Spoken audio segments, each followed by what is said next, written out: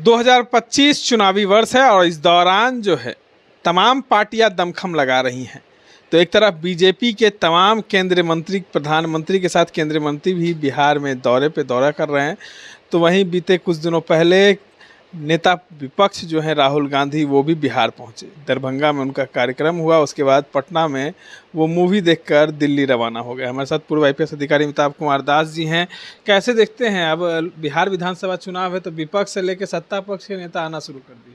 नहीं नहीं, ये तो स्वाभाविक है। अब ये चुनावी साल है, मुश्किल से 6 महीने रह गए हैं चुनाव के, तो अभी भी नहीं आएंगे तो कब आएंगे। और बिहार एक महत्वपूर्ण राज्य है हिंदी पट्टी का, और बिहार के जो नतीजे होंगे वो पूरे देश की राजनीति की दिशा और दशा तय करेंगे।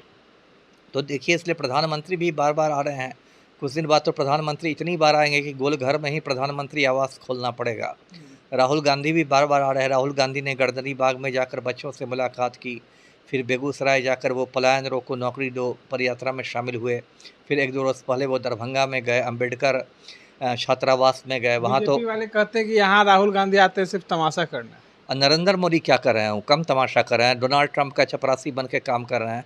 अब मेरा मुंह क्यों खुलवाते हैं बीजेपी वाले?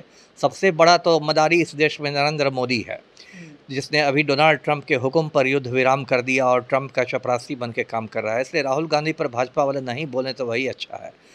और ठीक है, और इस बार जो बिहार में जनता का मूड लग रहा है, उससे तो लग रहा है कि पलटू राम का इस बार मतलब विदाई होगी मुख्यमंत्री आवास से। विदाई हो जाएगी आज की तारीख में तो मैं लगभग पक्का देख रहा हूँ। ऐसे तो राजनीति में भविष्यवाणी करना कुछ खतरनाक काम होता है। राजनीति में बहुत अनप्रेडिक्टेबल चीज़ें होती हैं, लेकिन फिर भी आज की तारीख में जो सी वोटर के सर्वे आ रहे हैं उसमें पलटू राम तीसरे-चौथे नंबर पर है। तेजस्वी लगातार पहले नंबर पर चल रहे हैं। एक सवाल है कि तेजस्वी यादव और कांग्रेस के बीच कही जाती है कि खटपट चल रही है, तो क्या लगता है आपको कि कांग्रेस अकेले अपने दम पर बिहार में चुनाव? इसकी मतलब कोई संभावना नहीं है। देखिए, खटपट तो थोड़ा स्वाभाविक है, क्योंकि जब सीटों का बंटवारा होता है, 243 सीटों का बंटवारा होगा बिहार में, तो सभी पार्टियां ज़्यादा से ज़्यादा चाहेंगी, तो थोड़ी खींचतान स्वाभाविक है। लेकिन ये बात राजद भी जानती है और कांग्रेस भी जानती है कि एक दूसरे के बिना काम नहीं चलने वाला, और घर की फूट गंवार की लूट हो जाएगी। यदि ये इंडिया महागठबंधन खटपट कर ले तो उससे एनडीए को फ़ायदा हो जाएगा, इसलिए वो बात नहीं है। तो देखिए, अंततः वही होगा कि तेजस्वी सीएम का चेहरा होंगे महागठबंधन का, और तेजस्वी से लोगों को उम्मीद भी है। एक तो युवा नेता हैं और रोज़गार की बात करते हैं, और पलटू राम के तो इधर मतलब दिमागी हालत भी तेज़ी से बिगड़ रही है। अब तो उन्होंने औरतों पर खुलेआम झपट्टा मारना शुरू कर दिया है। और मतलब मैं तो बराबर कहता हूँ लोगों से कि अपनी बहू बेटियों को पलटू राम से बचा के रखें, अपनी बहू बेटियों की इज्जत बचाएं। इन दोनों एक्शन मोड में दिख रहे हैं। जी। वो लगातार जो है जो आप ऑपरेशन सिंदूर में जो शहीद हुए हैं, जी। उनके घर पहुंच जाते हैं, आर्थिक मदद करते हैं, कहते हैं कि हम तो सरकार में नहीं है, जी। लेकिन हम जितना हो सके मदद नहीं, करें। सही है, करना भी चाहिए। अब वो युवा हैं, अभी भी एक्शन नहीं दिखाएंगे तो कब एक्शन दिखाएंगे? कुछ गलतियां तेजस्वी से भी हुई है, मैं उनको फिर आगाह करता हूं कि भाई ये सब नहीं करें। जैसे कि उन्होंने शहाबुद्दीन के बेटे ओसामा को शामिल कर लिया पार्टी में, तो इसका कोई बहुत अच्छा संदेश नहीं गया। या उन्होंने पिछले लोकसभा चुनाव में मुन्ना शुक्ला को वैशाली से टिकट दे दिया था, जो खूंखार अपराधी है, तो इसका कोई अच्छा संदेश नहीं गया था। या अशोक महतो की पत्नी को मुंगेर से खड़ा किया गया था।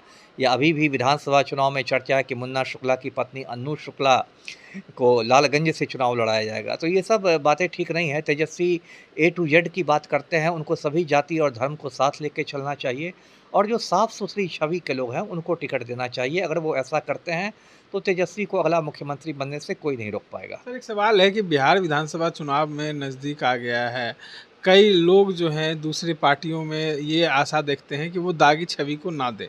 आप जानते होंगे एक तीसरा विकल्प बन के जनस्वराज आया, कह रहे हैं कि हम दागी और अपराधी छवि के लोगों को टिकट नहीं देंगे।